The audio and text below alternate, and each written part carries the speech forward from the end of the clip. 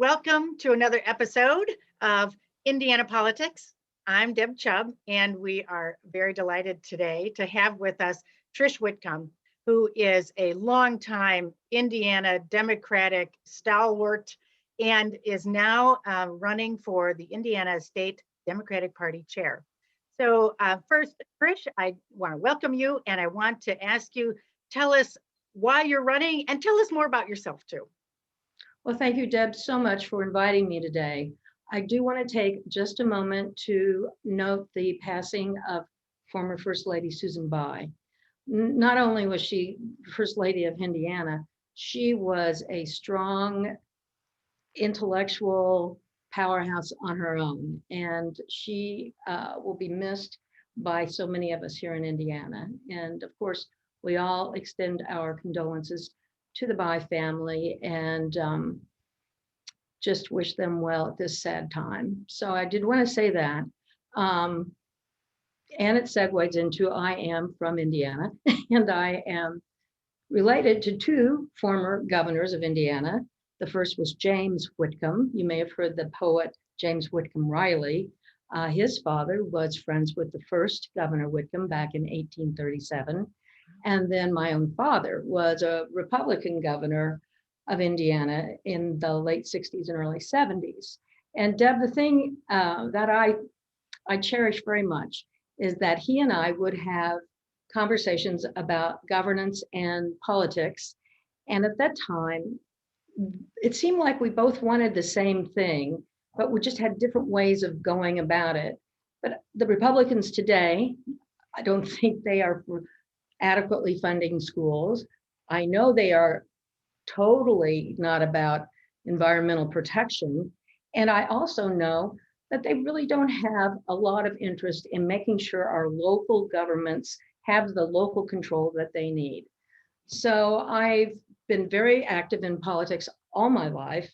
I became a Democratic activist through my friendship with Cordelia Lewis Burks back in the 70s. And then in the 80s, I worked on several winning campaigns here in Indiana. Of course, I worked for Senator Birch Bayh in 1980, and he did not win. But then shortly after that, Jim Johnts, who represented the 5th District, I worked on his first campaign and did the voter contact. He won. And then in 88, I helped Evan Bayh become governor of Indiana with the direct voter contact. And in 89, Jill Long Thompson elected to the 4th District of Congress. And on and on.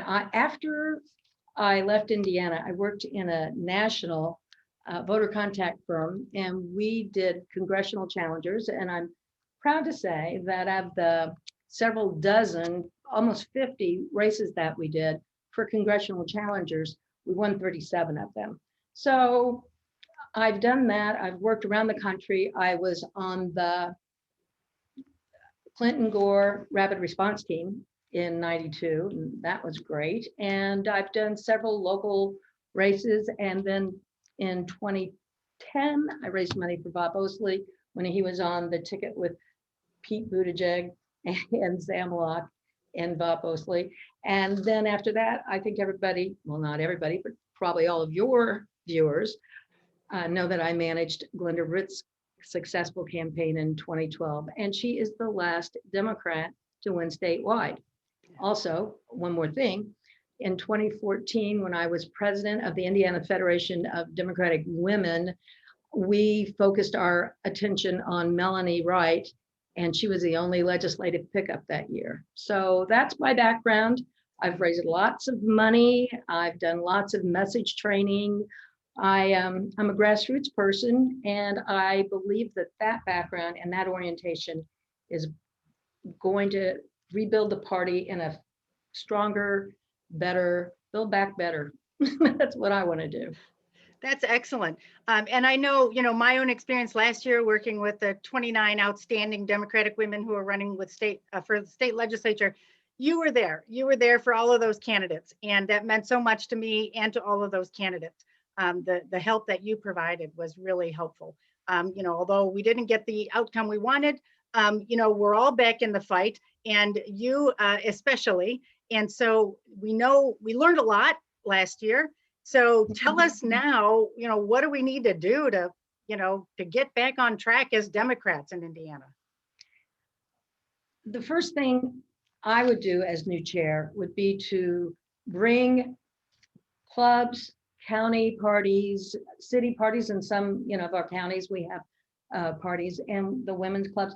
Bring the people who are working the hardest on the front line and talk to them about what they think works, what they think does not work, bring some new ideas, and then develop a menu that we can deliver from the state to assist these local parties. And by that, I mean the county parties and the caucuses. We have some amazing caucus leadership, and I know you've had them on your show. And I know that their work is fabulous. I also know that if they got a little bit of support from the state party, that would be, I think that would pay off exponentially. So I think you know this, Deb, that women deliver between 10 and 15% more votes for Democrats. And while we we welcome the support of all voters, it's time for progressive women to be recognized and given an opportunity to show what they do best. And so I'm all about that. I'm all about reorganizing the fundraising. There are so many things that we can do to help our local parties and our caucuses raise money that they can use right where they are. That's what they need. They need to be able to raise their own money and use it where they think is best. Of course, I hope to retain all the donors that John Zodi did a very good job of cultivating a good financial base, and I hope to be able to retain those donors. I also hope to be able to attract some other donors from a national profile. Well, that's excellent. Yeah, and you struck right to my heart there. Women in Democratic politics really do not get the credit they deserve, in my opinion, and in my own experience in working in the Democratic Party. And last year we saw this phenomenon of women who all came out from everywhere in Indiana to join a Facebook group called Nasty Women. Indiana Nasty Women is what it's called now. I mean, thousands and thousands of women. And what we learned from that group was that there is definitely an appetite for engagement in the Democratic Party, in the democratic process. But I think many of those women feel there is not enough transparency. There's not enough welcoming in particularly local democratic organizations. And so I would urge you, of course, to look at that and engage with those women. And we definitely, as a party, need to find a way to engage women. As you know, one of the big gaps is that there is, although there are great caucuses, as you mentioned, there is still no women's caucus, which is just, I just don't even understand it. That just doesn't make sense. Women's issues in Indiana need so much attention in the legislature and are getting zero, even a review, even any interest amongst the supermajority that we have in there now. And this is again a way to engage women. Oh, I'm sorry, Deb. No, go ahead, go ahead. Something I think that can help with that is another thing that I hope to do as chair, and that is think about the use of data that we have in a broader context. And I know your friend Mary was on the Biden digital team, and she and I have been talking about the ways that we could improve just the van itself and how we could improve the use of data and how we can even help those local and county parties and caucuses with more efficient use of data. And so I think when people start to see the numbers, women are going to get the recognition that they deserve. So that's another thing that I think is very, very important. Building out a broader finance base, more sophisticated use of our data, and more inclusion, especially with our community partners, because Deb, there are several community organizations whose missions mirror our democratic values. And so I know that Christine Bohm does this up in Huntington County. they have days of action where they support local nonprofits. And that is a great way for our Democrats to get out, interact with these groups, hear how they talk about the impact of policies, and start developing a dialogue with them so that when election time comes along, we can speak to them the way that they talk about policy and bring them along with us. So these are all grassroots things. We have a very good opportunity in 2021 because there are no elections and we can build, and then in 2022 we'll be ready. And then if we can get those elections at the municipal level back on track, we've lost some ground there. It's time to get that back on track, and then we'll be ready for 24. Yeah, I think that is so vital, just the grassroots, repair that we need to do in the party. And one of the things when you talk about data, VAN, which is the Democratic database, has always relied on volunteers to improve that database. And the only way to really do that well and to get really rich data is to have at the very local level Democratic volunteers who are developing relationships in their neighborhoods, so that they understand not only what age that person is or what their voting history, but what issues are important to them, Right. and what they would like to see in a candidate.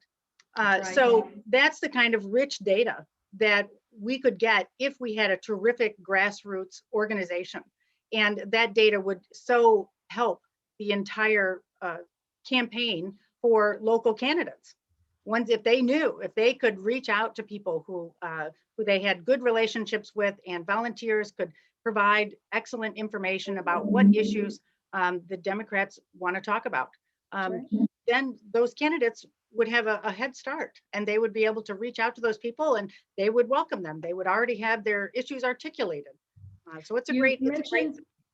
I'm sorry, having a head start, Deb, that reminds me, we need to build a bench at the Democratic Party.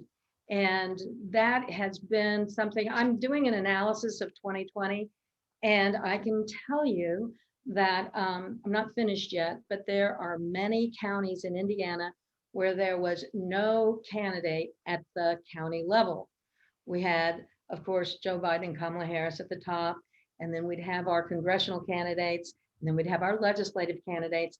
But the drop off after that, when you start at clerk and go all the way down to commissioners, not that that's a lower, I mean, it's just lower on the ballot. We have counties that didn't run anybody.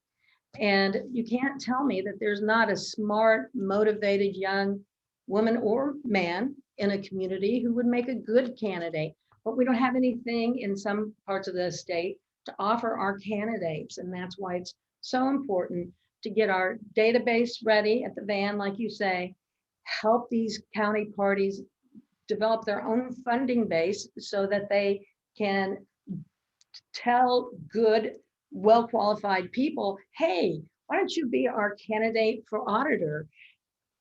And that's the other benefit of getting in with some of these community nonprofits. That's where you see the leadership. There is a gold mine of leadership in every community, because that nonprofit sector has people who are motivated to help people, and that's the kind of person we would want as a candidate.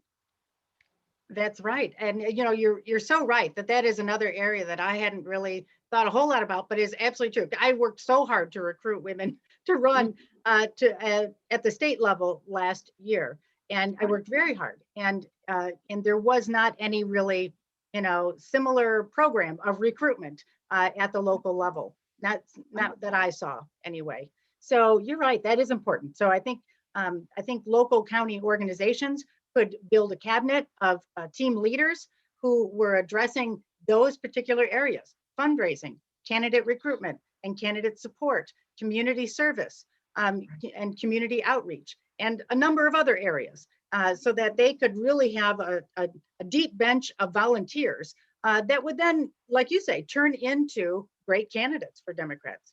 So that's right.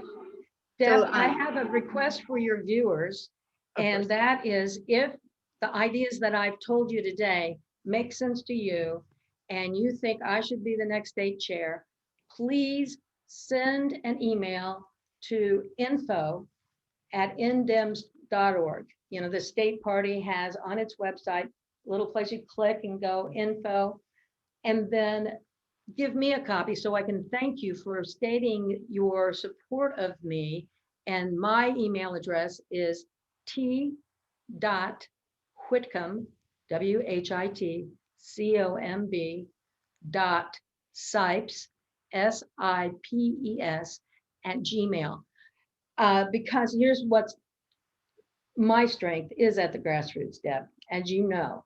And I'm hoping I can get enough people to signal to the members of the state committee now, because many of them will be voting for the state chair, that I have this grassroots support all over the state. It's the most important thing that someone can do to help me at this time, unless they're a district leader, a district vice chair, or currently serving on the state central committee. I need to let those people know that there is grassroots support for me out there all over the state. Oh, that's excellent. So, and the timeline is March 20th is that election, I believe. March 6th is the day that precinct committee chairs and vice chairs will come together and elect their county chair. And then the following Saturday, 1 week later, those newly elected county officials will come together and elect their congressional district chairs and vice chairs. And then on March 20th, 1 week after that, they will come together on the state central committee and elect a new statewide Democratic Party chair. So, so now's the time. Now's the time to get active. Now's the time to engage into the Democratic Party and to demand what we need to get Democrats elected in this state. You know, it feels like nowhere to go but up at this point. But you know, but I don't want to discount any of the terrific people, because there are many, many terrific people doing great work in the party, and we really need it. Oh, well, thank you very much. So we are trying. We are working as hard as we can to get good information out there to people about the Democratic Party and help engage people into the party. What I found, and which has really spurred me to do these sorts of podcasts and everything, was that there was really an information desert about Indiana politics. There was very little information going out to people all over the state about what is happening in politics in Indiana. And I'm so pleased to be able to help the Democratic Party get the information out to Democrats and to help people engage in the party. So, and Deb, if anybody wants to private message me on Facebook, I'm right there, Trish Whitcomb on Facebook.